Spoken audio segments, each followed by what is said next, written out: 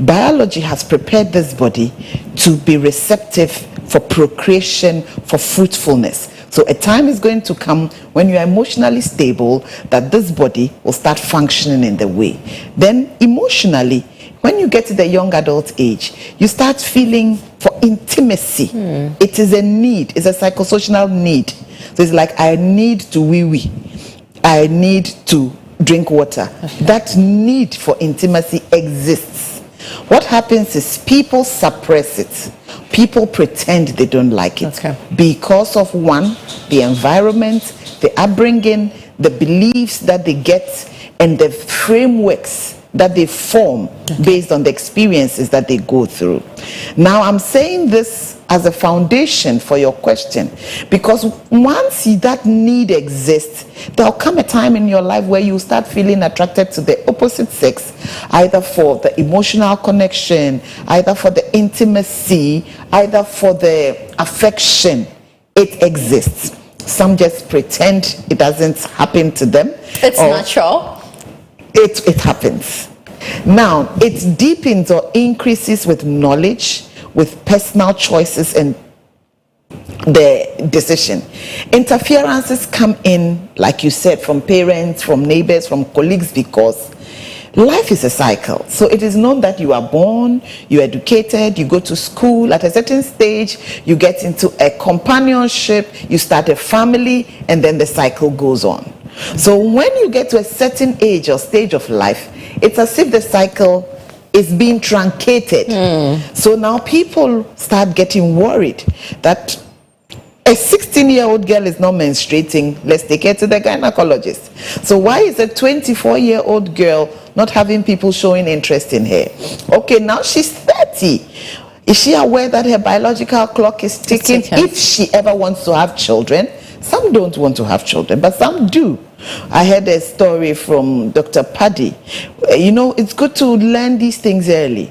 Women have a limited number of eggs we come into the world with. And they increase, every time you have your menstruation, you are losing a certain number of eggs. And at a certain stage, you are hitting menopausal. So a woman finally at 40 went to the hospital and she did a test to check how many eggs she had left. She had maximum of 2 years more for all her eggs to finish. And she had not even started having children. And she was 40. So you see, because our mothers have maybe not too much medical detail, but they have a background knowledge that there's a time to get married, time to have children, time to rebuild yourself and balance your careers. When you have late children, it affects your career, your future development. You are 50 years, you are still breastfeeding, you are 60 years, you are still paying school fees. But if you get married early, you have children early, you are free, you have companions. In your old age, you have those who are taking over from you. So it's a cycle. So Damien's mother in this story was worried because her son never talked about a girl, never brings anybody home. It was his work. There are people who are focused on either career or nothing else. They have a good career life, but poor family life. Not everybody is able to get the balance. Is everybody going to have an excellent family life? No. Some will struggle for various reasons that they can't explain. Is everybody going to experience love like we want them to? No. Recently, I was writing an article on the various categories of even marriages that exist. Many people teach and talk about ideal marriages. But how many ideal marriages exist? No, not many. We have the ideal. We have not the not too ideal marriages. We have the struggling marriages. And then we have the separated marriages. They are married, but they are separated. They live in the same house, they live in the same room, they are separated. Okay. Then we have those who finally divorce. But when we talk lump sum, and we address usually only those who should be ideal. So everybody in these other brackets feel, well, this message ain't for me. So they go off. And the reasons why everybody is not ideal are for various reasons. So the ideal situations people use to give the pressure is ideally by 24, 25, you should be married as a girl. By 30, as a man, you should be married. So once you are not, then everybody in church, are you married? When are you married? When will we see the guy? And it can be so embarrassing for people who have not met anybody. I mean, there are people who genuinely want to get married, but nobody has ever come close to them. There are people who also, the guys who come to them are not the type they want to settle with. There are other people, like guys who have grown up in families where they didn't like the marriage of their parents, or they don't have any good role models to look up to. Others too have had so much that it weighs on them. They're like, you know something, this whole marriage responsibility is more than I can handle. So I think, keep me out of it. Let me build my career, let me make money, let me be okay. But many people forget that life is in phases. So you would find out that people at the other end, 50, 60, suddenly some have regrets based on the choices. And so we don't make permanent decisions on temporal feelings. So you're feeling like, oh, there's a problem, marriage is not good. That's a feeling. But you're making a permanent decision to have a family, have a wife, have your own children who will be there for you or for society. You have made a permanent decision by your feeling or by your experience, and your experiences will change. Today you have money, tomorrow you don't. You think everybody has a bad marriage? No. Somebody's first marriage failed, but their second marriages were good. There was a girl who survived. Let me give you a bypass story. Sorry, I'm talking too much. She had an excellent, second marriage, but her first marriage was horrible. I mean, her husband was such that she could not walk to the roadside to buy kinky. She has to make the kinky. They had, I think, 6 children. She was literally like a slave to this man and was not appreciated. I think he abandoned her finally or something, but the marriage was over. And to her, who wants a woman with even one child? Here is 6. You know, she finally got a guy who said, it's you I want. Really? Married her, plus her 6 children, took them all out of the country. He gives her breakfast in bed. The woman was like, if somebody told me that there is something like pampering in marriage, I would never have believed. So nobody should give up on themselves. Her first didn't work. This was maybe a second chapter of her life. It did. This happily ever after story, does it happen for everybody? No. Oh, really? Oh, yes, it doesn't. It doesn't. Some people have never been happy and will never be happy. In marriage? Oh, yes. It's supposed to happen like that? When you say, is it supposed to happen like that, I will also ask you a question. What's the template? Hey! All right, so when we come back from this break, we'll dive more into the value of love. Please stay tuned.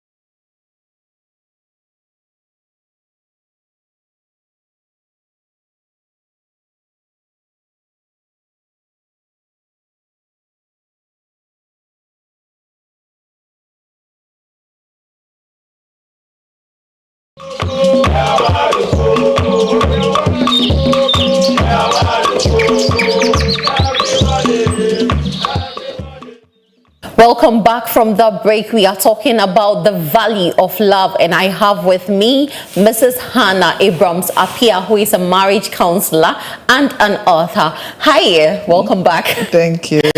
All right, so I want us to quickly look at what love is, and the Bible says something about love. I quickly want us to go through that. The Bible says love is patient, kind, does not envy, boasts not, rejoices in wrongdoing not. These are all good things the Bible outlined about love. Yeah. But when people enter into what love is, it comes with so many things that makes this particular definition of love not stand. What can you say to that? What I can say, you just read from 1 Corinthians 13. Yeah. You see, from scripture, love is patient, love is word. It's a long-term action. So love is work. In summary, love is work. To be able to love somebody, it is a lot of work. It has phases, it has dimensions. Why is it that when people get into relationships, it becomes almost impossible or difficult? It's because the human nature of man is such that we have different dimensions of our personality, our emotional aspect, our physical aspect, our spiritual aspect. As we grow, we take on different things. The knowledge, the experiences, behavior will make you need the patience. You don't need patience when everything is calm. You need patience because there's trouble. Love is kind because you may meet a wicked situation. Love does not keep memory of wrong. It's because there will be wrong. Somebody will forget to do something and somebody will be unfair to you. These are the things for which we need to cultivate this nature of love. So like we will cultivate banana, cassava, cocoa. We need to cultivate love. We need to be able to say, you know something, you have hurt me, but I choose to let it go. I choose to forgive. Is it easy? No.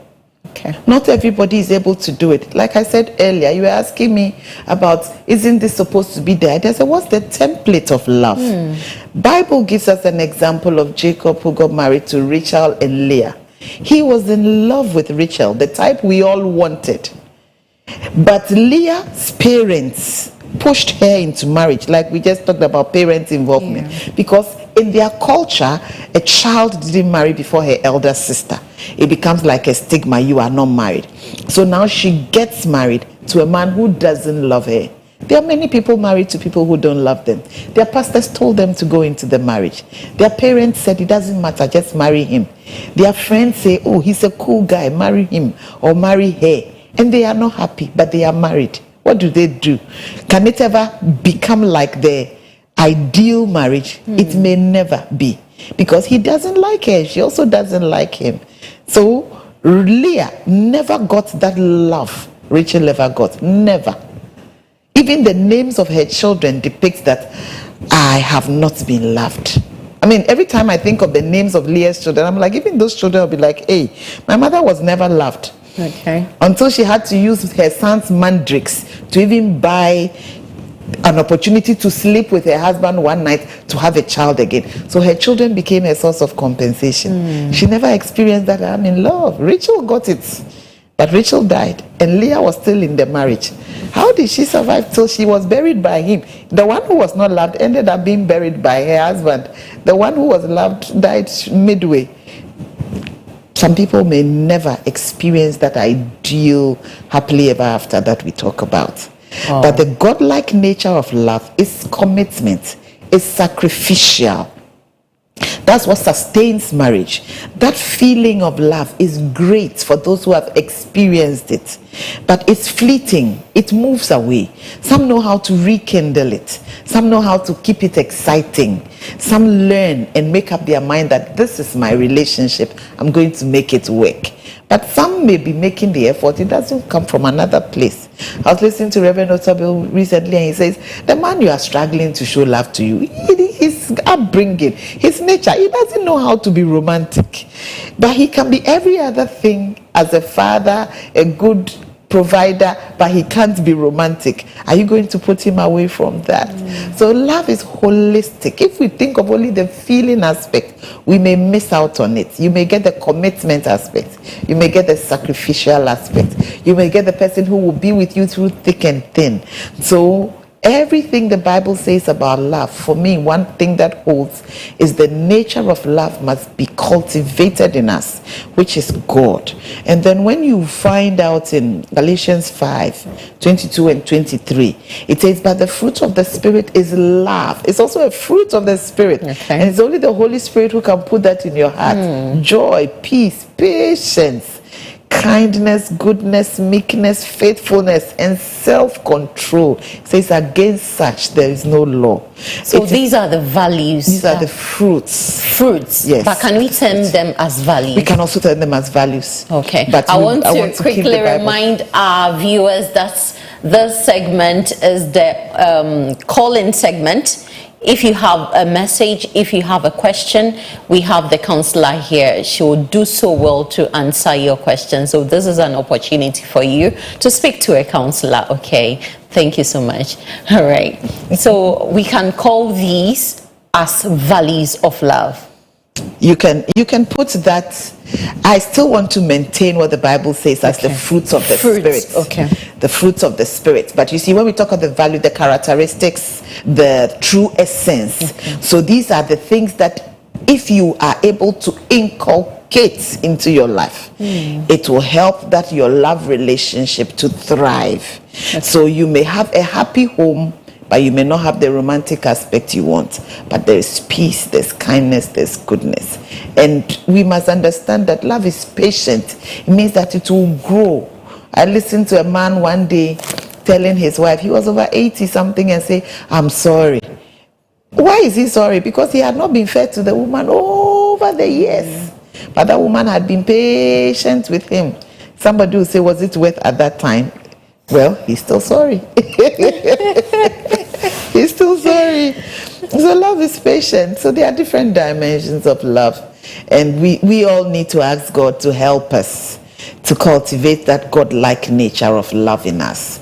And then why not? Everybody needs to experience that emotional attraction to the opposite sex, that feeling that when the person is not there, you are having all the butterflies and you are missing such a person and you want the person to come and get the emotional connection. It is beneficial. Have you seen brides or even grooms when they get married, the first 2 weeks, there's this glow. And what is that? They call the afterglow. Because of that excitement phase, there are these endorphins that are fulfilling and healing and beneficial to the body.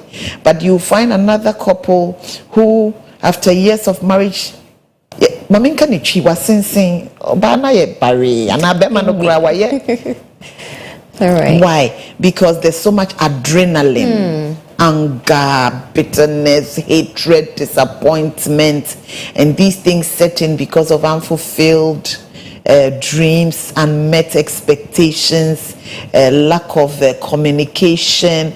You know, we will give all the theory to these things and assume that, well, 1 + 1 is 2. But in certain homes, 1 + 1 is not 2. 1 + 1 is 5. 1 + 1 is 6. So you are trying hard to create the ideal, but the ideal exists for some. It doesn't exist for all.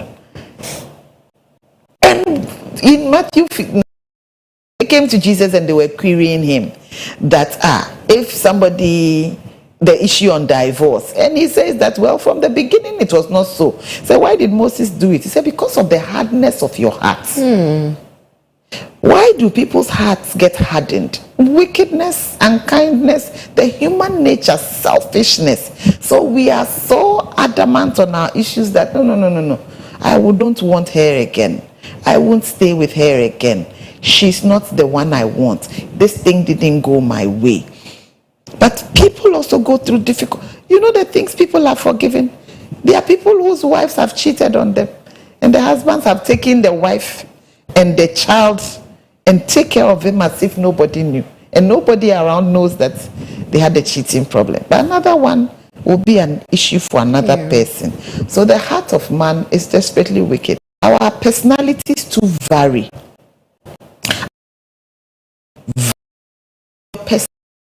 Influences and give. People should not forget that.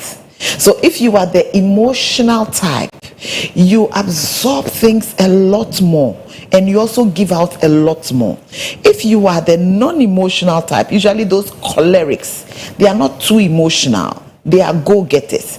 So they may be, yes, out to get a wife, but they may not be out to give that emotional attention. They don't have it.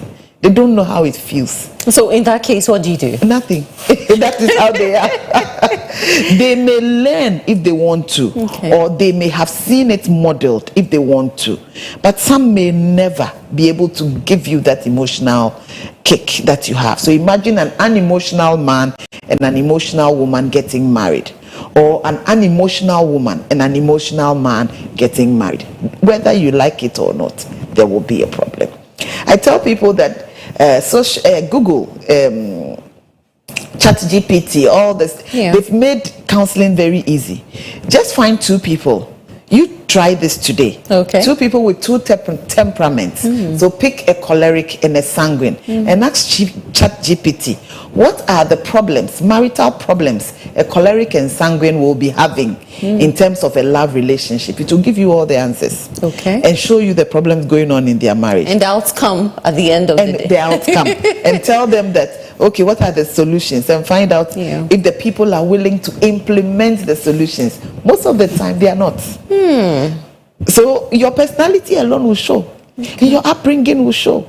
A child who grows up in a home where mommy kisses daddy morning, afternoon, evening before they go out gets used to the fact that kissing is normal. Then he goes to marry somebody who grows up in a home where thou shalt not kiss. Okay. And it's like, no, this is not allowed. This is not touched. You know why sometimes Christian ladies have problems?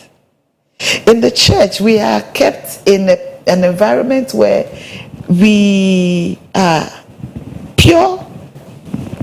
We stay away from the men. So when it is time for them to find love relationships, they are used to being away from the male partner, because purity, preservation. So the skill of finding a man, they don't know how to do it. Yet that's what we will call street girl, or that supposed spoiled child knows how to seduce men so well. So what happens is they want to settle. When they are misbehaving, they choose the guys that they can have fun with. But at a certain age of their life, they want a family, they want to settle. They know the playboys, they don't choose the playboys. They start looking for the stable husbands who will stay by their side. Then they go out of their way to catch those men and keep them. Same with those men who also play around with girls. When they are going to marry, they don't marry the play girls. They go looking for the wifey girls who are in church, who I know, even if I misbehave, they'll still stick by me. So unconsciously, they cross carpets. Because when it is marriage, I want somebody who, she's a good character, good home, good trained, she'll be there for me. Same girl also, when she doesn't want a playboy. When she's married, her husband will be fooling around. But she knows how to get him. Yet that Christian lady may not have the skill to be able to draw that male partner into her space, because she's waiting for that male partner to come her way. And that person she wants to come her way also does not know how to approach you. So two young people without any skill, then they miss out on love. He may like her. She may like him. They may have attraction, but they lack the skill to bring them together. So can I say that Christianity cages us in a way? It is not supposed to cage us. It is not Christianity caging us. I think it is just ignorance.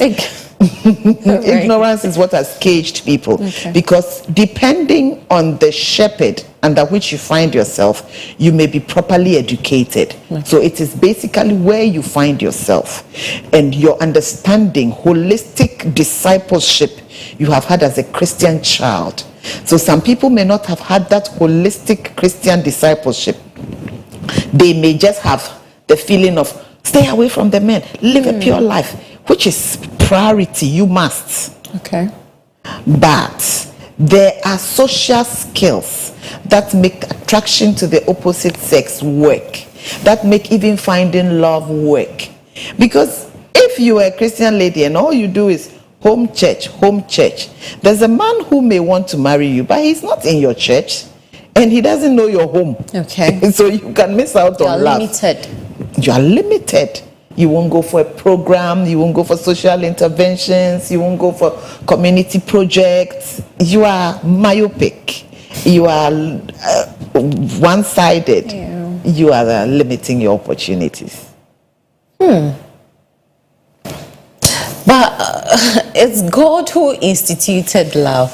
Is that not so? It's his nature. He instituted marriage. Marriage, but not love. Love is his nature, so that love feeling. They said God is love. He is. He is. And that's why he showed it. He demonstrated this love by sending his son Jesus to come die for us. I mean, his love is so deep, so real, it's so holistic, it's so full. People who have not experienced the love of God cannot really love fully, because love is sacrificial. I mean, can you imagine mess as we were, and God says, I am giving you my only child to die for you? That is love. True love gives. True love sacrifices. True love heart beats when things are going wrong. So we know sometimes what said we like it will like what's in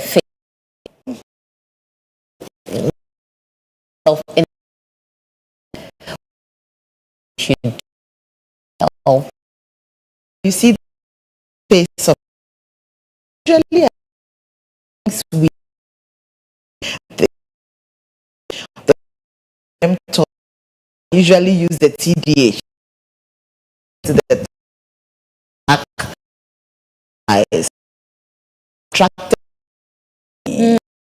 Just have the money. He doesn't have. I don't. But he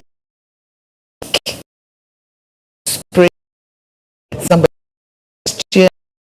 fine, and somebody has attracted to words, the way you speak, your language, your communication skills. Somebody is just the eyes. You know, you have beautiful eyes. Oh, thank you. So different things attract people. It could be physical, it could be emotional, it could be your nature. Now the attractive force eventually is not sustaining for a marriage relationship. Okay. It's not enough of a binding force, but it can bring you together. So when you are attracted, now you need to sustain it. That's when commitment comes in. So you must now make decisions, choices. Is the look enough? Because after 20, 30 years, you start sagging. Now, what is it? Character is now what sustains. The values you read about in 1 Corinthians. Is the person kind? Is the person long-suffering, patient? The reality. Oh, this person has responsibilities. This person even has a child already. Am I willing to be committed to such a person? This person is responsible. Those are the decisive factors. All right. So we have a caller. Wonderful. I'm not cutting you. Hello. Good morning. Hello, good morning. Good morning so much. Please, your name and where you're calling from. My name is Favor. I'm calling from Spinjay, Accra. Okay, please go ahead. Please, there is something so awkward to me that I don't know how to do it. Like what you just said, you said that some people is from church to home, from home to church. And that's the kind of life I have found myself. I always from work to home, from home to work. I find it uncomfortable to go out. And even when I go out, I feel shy to associate with people. So I don't know how to do that. It has become part of my life. And sometimes I feel so depressed, feeling I'm unwanted. Like I don't feel that love. Like I love it to be in the midst of people, but I don't find myself there. All right. So Thank I you don't so know how much. to do that. So, okay, you want to be in a relation. Are you in a relationship currently? I am not in any relationship. Okay. Okay. But you wish you are in one. I really wish to. All right. Thank you so much for your contribution. Wonderful. Thank you to that caller. And just like we were saying, so she has given us a good case study that it's church work. Church work. She would love to be in a relationship, but she is not in one. Now, for such a case, one, you have identified the problem. Okay. Identifying the problem is just the beginning. The question is, what is the solution? People may also want somebody like you, but they don't know where to find you. They will never come to your church. And so you find out that most people actually meet their partners either in school, secondary school, universities. Those are where the bigger pool is. After that, then it's your workspace, your church space, or where you hang out with. Now, if you feel too tired to go out, you are actually limiting yourself. So what you should now do is you must be intentional. Create other networks that will create opportunities for you to meet people. For example, last year, I was trying to improve my network capacity.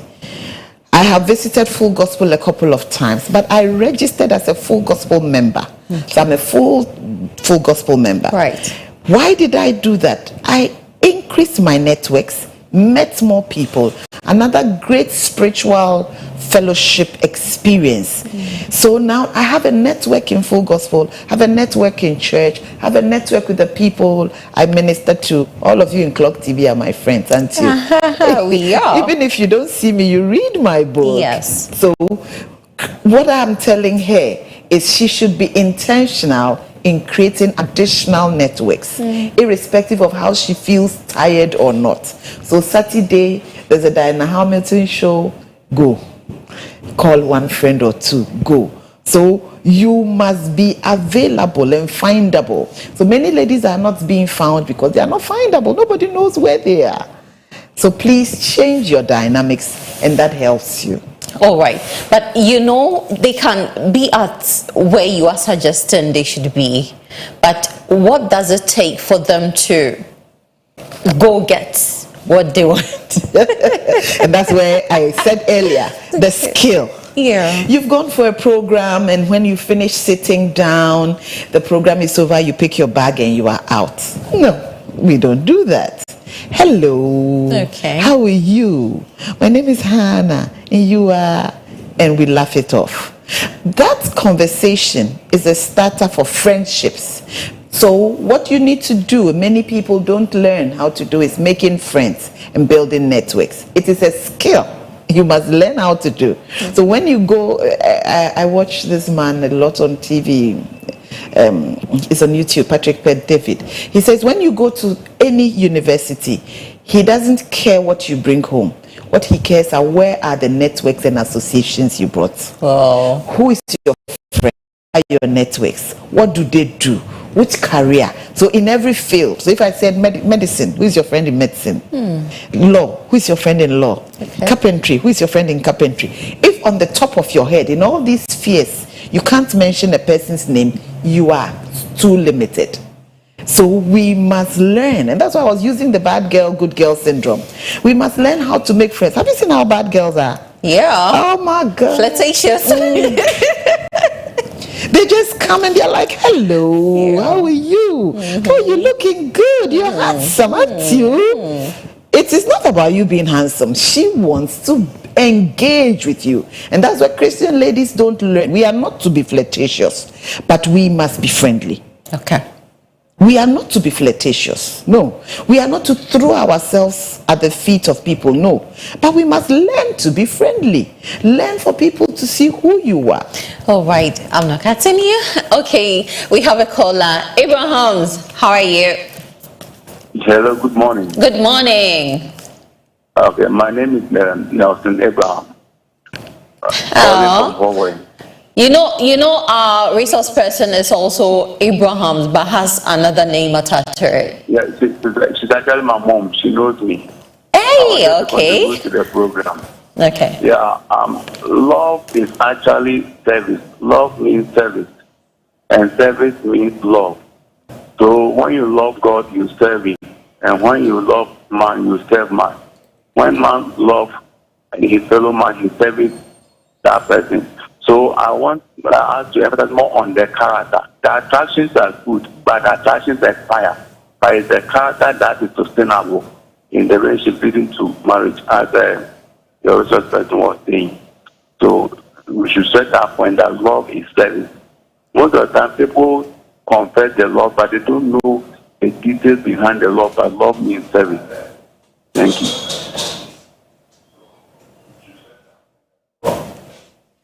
Thank you. All right. Thank you so much. Have a nice day.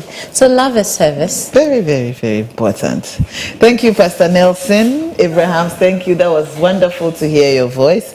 Yes, so I like the addition. Love is service. Love is work. We've said that. Yeah. So serving somebody, that's the commitment aspect. That's the sacrificial aspect. Once you love somebody, you're willing to give. You're willing to be there. You're willing to pay the price. You're willing to stick with the person. You're willing to hang around. And so you find out that why did somebody stay till she died? Sometimes they miss it. They feel that, let me keep serving. Who knows? Things may improve, things may change, and then they hang on it all that while. So okay, so if we are able to know how valuable love is, we will be able to conquer every storm, the hurricane love. It may not always be able to conquer. Okay. Let me put that. When you actually love somebody so well, sometimes you may have to walk away. Oh yes. Wow. Now, let me come this way. There was a girl who was in a relationship with a young man. They loved each other so much. There was the attractive force and there was the decision they had made. But they realized that they were both sickling traits. Okay. He was AS and she was AS. But sorry, before you go into marriage, there's some tests you do about now that. They do that. Now, okay, then. But then they were not doing, but they had done it. So they didn't get married. Okay. But in the dating stage, when they realized it, the girl and the guy sat down and had a conversation. And the guy said, I love you too much to put you through the stress. Okay. So we want to separate so that you would have a marriage that will give you children that will not burden you. I will be selfish to still keep you. So they separated. And it was because of love. And this was genuine love for the well-being, for the health.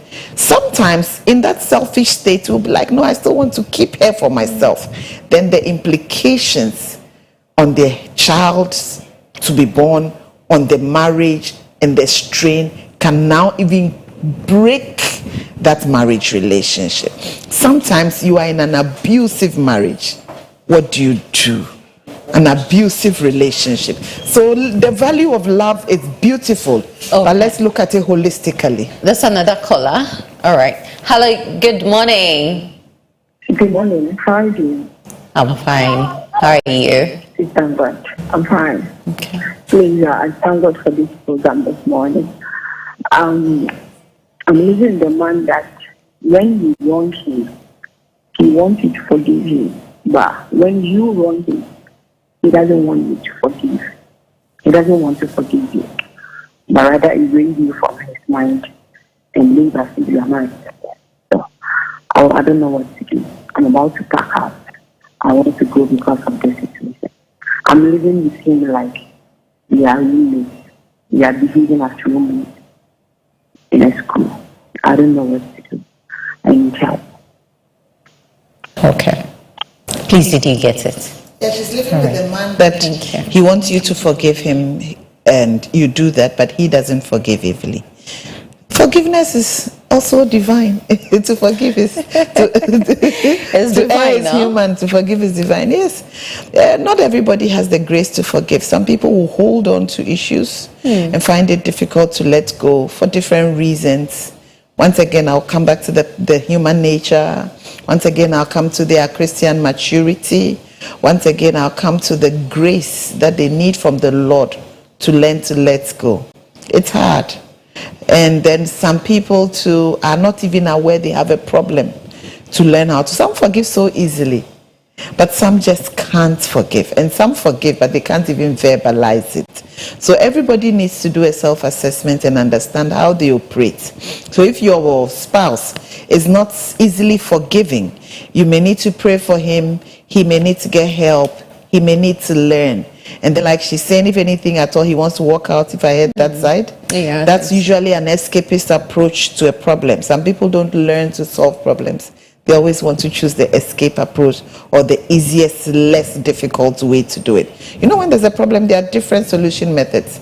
It's like cutting through a mountain. Going through the mountain may be difficult. Go around the mountain or fly over it. So which approach do they use in their problem-solving skills? So we just have to pray for such a man to learn that grace to forgive the person. And you living with him, you need a lot of wisdom when you are with such a person so that you know how to deal with them, because now you are in that relationship already. All right. Let's talk a bit about anger management in relationship. You know, in the book, I realized anger was something that cracked. You use that scenario. Anger does a lot. If you are not able to manage it, it escalates into something else. How do we manage our anger? Anger is an emotional reaction that stems from usually problems, issues, interpretation, communication, behavioral patterns. So somebody said something and it upsets you, and then you get angry. When you get angry, it's not the problem, but what you do when you get angry is the reaction. Some people become verbally abusive, some become physically abusive, some become withdrawn, and some are able to let this anger dissipate because of what they tell themselves. So when a situation happens, how do you react? You get agitated, and then how are you able to calm yourself? So people go for anger management techniques. They'll tell you, taking a deep breath, think, don't say anything, put water in your mouth, don't say anything. Those who know the Lord, some are able to pray, sing, and there are also some who will lash out. I mean, there, whether he's a bishop, he's a pastor, he's anything, they will lash out at you. Some are Christians. They will insult you publicly. You watch people driving cars. When somebody crosses it, you will hear words you will never have expected from such people. Or people on a football pitch, and then somebody will just take the ball from under his feet, and you will see the nature of that person coming out. But some know how to compose themselves. That's where love is kind, love is patient. That is where the nature and the values of love now should come in.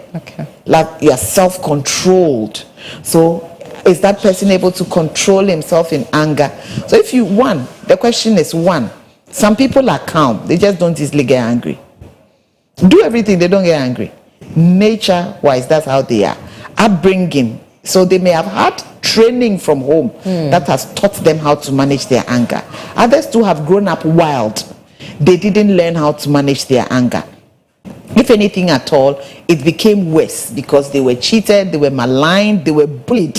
So they developed aggressiveness as a coping mechanism. When you realize you have an anger problem, get help.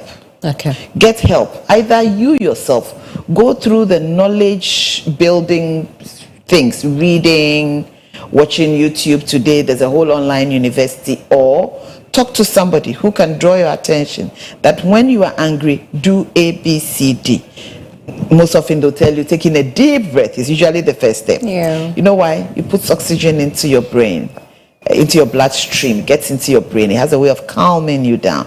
Some they'll say count 1 to 10 before you give a response. Reason, it forces you to pause and think. Because anything you do when you are angry has consequences, and most often in that emotional state you may not make the right choices. So think through your action before you act. And then if you love somebody, that pause and act should always come in first. When you think through the situation, then you will look at the holistic picture. But it is usually difficult when there are children, the school fees, there's so many things going on at the same time. There's responsibility. People just get emotional. They get agitated, and some are on the tilt of emotional scale or spectrum to the extreme, very sensitive, very emotional, very aggressive. And once again, the personality, the cholerics easily get angry. Have you ever worked with a choleric person before? Oh my God. Yet they are the best leaders. They are the go-getters. It must be done. They are like dictators. That's how they are. That's their nature. So when you are doing projects and you have a choleric leader, most often it goes very well. But they can be also so harsh, so aggressive, so abrasive. Then we have the sensitive ones too, who can be very emotional. So you should know yourself and you should work at improving on it. All right. So how do we prioritize love in our daily on a daily basis, because you need it for a happy heart, I always say. How do you prioritize love for yourself or for others, or all? For yourself and others as well. First and foremost, understand that one, God loves you himself, and then understand you were created in his nature. Love yourself. Love your neighbor as yourself. So it's even a commandment in the Bible to love yourself, because if you love yourself, you will take care of yourself. If you love yourself, you will do things to make sure that you are well. If you love yourself, you will surround yourself with people who genuinely love you. Don't take yourself to people who will put you down or break you up. If you love yourself, that relationship that is not working, you walk away from it. I mean, you are not married. You are living with a man maltreating you. Why are you still there? You love yourself. You don't love yourself. You don't love yourself. If you love yourself, you won't go for a man to use you or a woman to mess you up. Love yourself. But is it not self-centered when you always love yourself? No. There's a difference between self-centered love and then godly love. Because remember, the Bible says you should love yourself. Godly love is making sure that... I love this. You love the wedding bells. Yeah, so you have to love yourself to be able to love others. All right, let's talk a bit about the wedding bells. I told you that I'm already married and therefore I can't read wedding bells. You should have read wedding bells. What was it It's actually the most interesting of my books. It's about helping people appreciate the importance of asking the right questions before they get married. So it's a very action-packed story of a young girl who fell in love. This is a proper love story. She was all in love with a young man, and he did all the right things for her. But what went wrong? She was dreaming that one day the wedding bells will ring. In their church, when you are getting married, they'll ring the bell for you. So she wanted her wedding bells to ring. Yes. Well, okay. So our time is gone. It's past. All right. So where can we get these? You can get copies by sending a message 054 706 4982. Get copies of the Can you repeat the numbers? 054 706 4982. All right, thank you so much. That's the end of the Cocoa Digest, and I had the lovely conversation, the love, marriage, the ups and downs, the hurricanes of love and all that with Madam or Mrs. Hannah Abrams up here. Thank you so much for staying. Thank you for your contribution and all. This is where we end our love month for Cocoa Digest Morning Show. Thank you so much. Make sure you have a wonderful day. Make sure you love yourself before you love all others. This is what we have for you.